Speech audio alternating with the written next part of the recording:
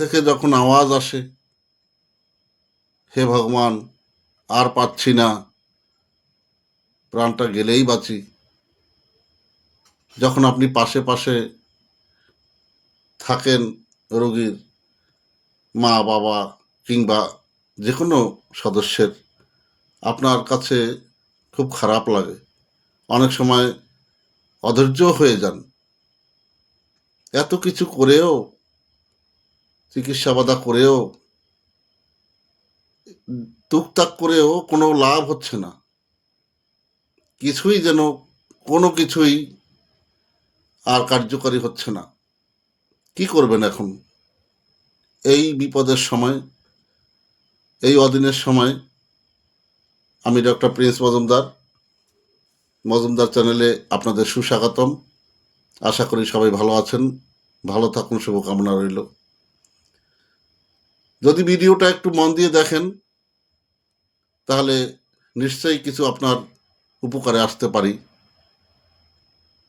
এমন কিছু বলবো না যে আপনি করতে অক্ষম, তবে বিশ্বাস ভক্তি রাখতেই হবে। প্রথমত কথা কি, বিশ্বাসেই তো সব কিছুই আমাদের।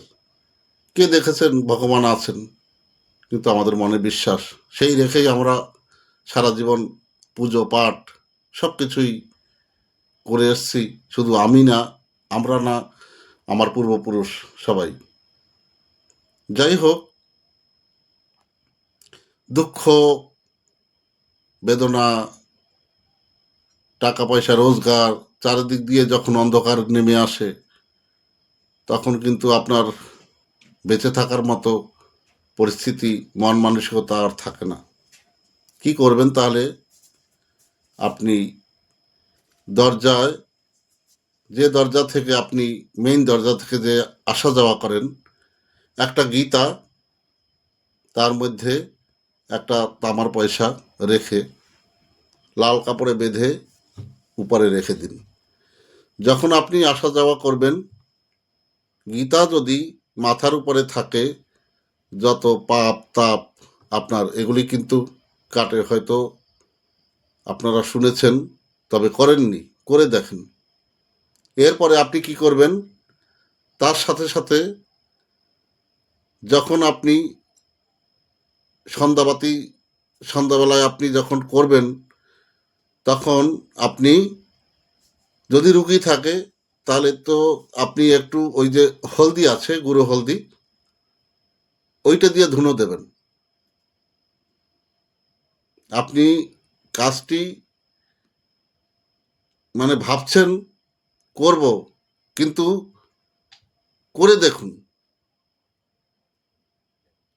1 সপ্তাহের মধ্যেই আপনার